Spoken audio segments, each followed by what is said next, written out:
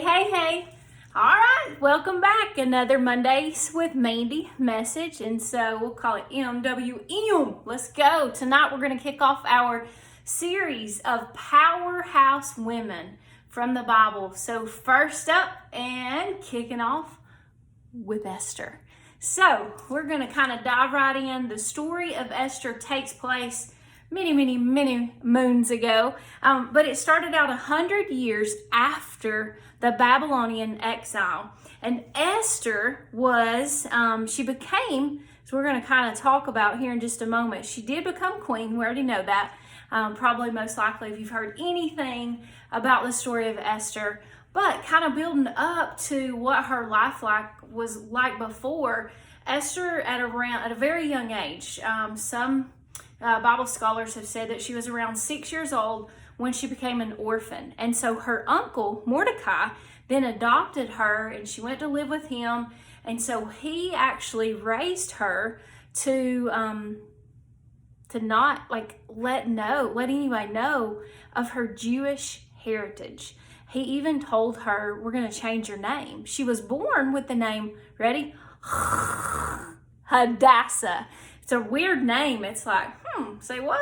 And Hadassah, we've already talked about trees a little bit and the significance. So it's kind of cool because the name Hadassah actually means myrtle, such as in like a myrtle tree, like a crepe myrtle and that kind of thing. So that might be something you might want to go study up on and see maybe what's some significance on that. And is there a spiritual context? And so anyway, Hadassah, who then later in life was named a different name into Esther, so that Hadassah was a Jewish name. And so it protected her true identity as a Jewish person, as a Jewish girl, so that she would not suffer tribulation and so that she would have the opportunity to go forth to the king's beauty pageant that we're going to talk more about here in just a second. So it kind of gives you a little bit of backstory. This takes back in a Jewish community. It's called Susa. So S-U-S-A. So Susa. And so our main people, if you want to jot these down so you'll know in our story,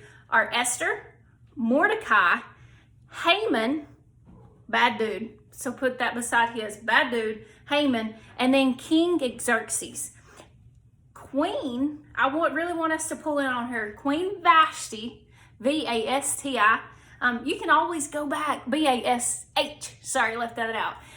T-I, but go back and read the story of Esther and we'll kind of be able to do that as well. But this is just giving you an overview. We're probably going to do this for the next 2 weeks for Mondays with Mandy. So there's so much to unpack. But so Queen Vashti is also one of our key characters in this story. So one curious fact though about this one, I don't know if you know this, but put this down in your notes, that God, our big G God, Jesus, our Father in heaven, but our God in heaven, y'all, he was not mentioned not one time in the book of Esther. So we'll talk about that a little bit more as well. But the cool thing, a curious fact that I want you to write that down. So if you will, one curious fact is that God was not mentioned throughout the entire book of Esther. Number two, the invitation to see God's purpose at work. So that is our curious point that I want to make in number two, is that the invitation to see God's purpose at work, like to see God all about his activity and to know that he was all working. Even though he wasn't mentioned, he was working. Just like now, guys, maybe God's not always mentioned in everyday life as we go about things, but he's always with us, right? He's always working. Think about the lyrics to Waymaker. We've already kind of dived in and talked about that. But is it a coincidence? Is an ironic reversal that the book of Esther has no author mentioned. The author is unknown. So don't know what's up with that. But one thing I also want you to write down is that during this time, it was really normal for big parties to happen, big celebrations, like big feast would happen. But y'all, we ain't talking about just like for one night or even just one weekend. The king decided, hey, look at me and all my royalness and all that I have, that he wanted to throw a party. Get ready, write this down. Everybody say out loud, 187. Did you say it with me? Say 187, 187, 187 days, y'all, is how long this party lasted. So if you do the math on that, it's like half a year. So 6 months worth of partying. And so in this partying, they didn't practice moral character and all this always. So they were intoxicated pretty much most of the time. So they ate big meals, then they drank, and everybody just laid around, did whatever they wanted to do. And so that was what's up. That's what was happening. So toward the end of the second banquet feast, which again, like I said, this went on for months. This is like towards the end of 6 months. Queen Vashti, who was the King Xerxes' wife, was called to come in and parade around and be like, look at me, you know, or what is it? Is that what y'all do? Or I don't know. Anyway, y'all can show me on Mondays with Meaty. But y'all, she was called in to parade around, and let's just say some that you study in scholarly books and stuff, that she was expected to be in nothing but a birthday suit, if you know what I mean. And so Queen Vashti said, no way, Jose, I'm not doing it. So she refused. So the king gets, tore it from the floor up, got ticked off big time. And so dude says, you know what? Boom shakalaka, you're no longer my wife. He banishes her from the kingdom. She's no longer the queen. And then, so she's sent out to exile. Don't know what happens to her. Bible doesn't tell us anything else about her. But we're going to talk a little bit more about her either tonight during our session, or I might bring back some more points about her next week, because God's he's giving me some stuff to think about regarding her and her high moral character. Because let's be real, y'all. Right now in this day and age that we walk out, if we're not just flaunting it and showing and doing everything like the ways of the world, then sometimes we feel banished too, right? And so that might be something you might want to write down about her character, is that, you know what, even though it's what was expected of her, she said, no, I'm not doing that. She had enough character and integrity about herself and said, no, I don't care. And it even, you know, risked her livelihood. Luckily, not her life, but her livelihood, and everything changed. So a beauty pageant is now held. And we're going to kind of talk about that a little bit more. We'll get there, but I want us to unpack all of this tonight in Mondays with Mandy. But kind of the beauty pageants held, women come from all over.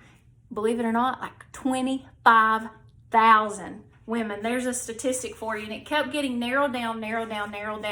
These women had to go through all these different ritual and custom processes that were expected at that time. It was just tradition. It's what they did at that time in the Old Testament time before they got married. And so we'll kind of unpack that a little bit as well. I think it's easier for us just to kind of talk back and forth about that stuff so that you can ask questions. But so during this process, it lasted about 11 months.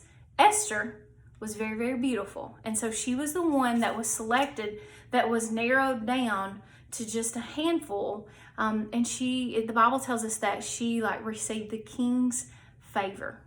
And so we already know, I started off with saying Queen Esther, right? And like, woo, powerhouse woman. And we're going to talk about more about what made her a powerhouse woman. But we're going to stop right here, and I'm going to let you know that she was chosen because of her beauty. Straight up. And y'all, sometimes we might feel overlooked, right? We may think because we're not like a size 0 or itty bitty kind of thing, that we might not be selected or chosen. But you know what? Esther wasn't even, gosh, y'all, she wasn't even really a part of their kingdom. Here she was, just somebody, came in because Mordecai adopted her.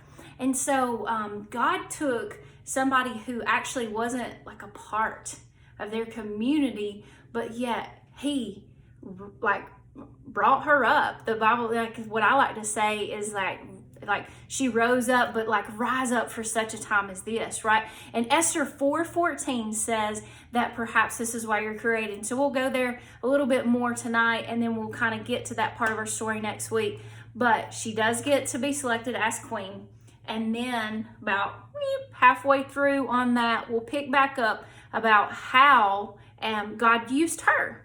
Even though God's not mentioned, remember, all throughout the book of Esther, but how God still used her in her act of obedience and that she continued to seek the Lord, and she continued to pray and ask the Lord for his guidance and his wisdom. And so we'll unpack that more so on part 2 next week. We're going to talk about all of this. I've got some more information, and I'm going to fire your way tonight. But I wanted to kind of end. I purposefully recorded this with my word wall behind me because, ladies, I mean, Esther, just like all of us, she needed to know that she was treasured, and that anything that ever happened, like, gosh, that we can be forgiven. That's all of us, that we're accepted. She was accepted into that position, that royalhood. And so then she was able to be the person who eventually, and we'll get more and we'll unpack more on that, but she was able to allow her people, the Jewish people, to receive freedom. So God blessed her. He gave his favor. You know, she was thankful, because as we'll get there more next week, of a big reason why she was thankful, because God gave her favor with the king. So then that way he didn't, off with her, kick her to the curb and find another beauty queen. Because that's just what happened back then. I'm so glad it's not that way nowadays. But the word that I really, really wanted to just stop on today is chosen. Esther was chosen for such a time as this. So I want to ask you, what is it that God has already illuminated to you that you are chosen for at this time for such a time as this? Write down Esther 4:14. We're going to let that verse be a big part of what we talk about tonight, and we'll also do more next week. But I can't wait to share some more good stuff with you. So I hope you can tune in. We'll start at 7:30 tonight on Zoom, and I will put our info on our social media so that you can know how to get logged in. But remember that you are fearfully and wonderfully made, ladies, just like Esther was, and that we're all chosen for great, big, awesome things. So we just get to say, whoa, let's go, Lord. And so for such a time as this, so I just want to encourage you to continue to be women who are persevering and seeking God in all ways and in all things, and know that he's always got your back. You might not see him, might not always hear, but gosh, y'all, he always is before us. He's always beside us, and he's always behind us. Remember, pray it up, y'all. Prayer changes things. Speak what you see until you see what you said. Bye.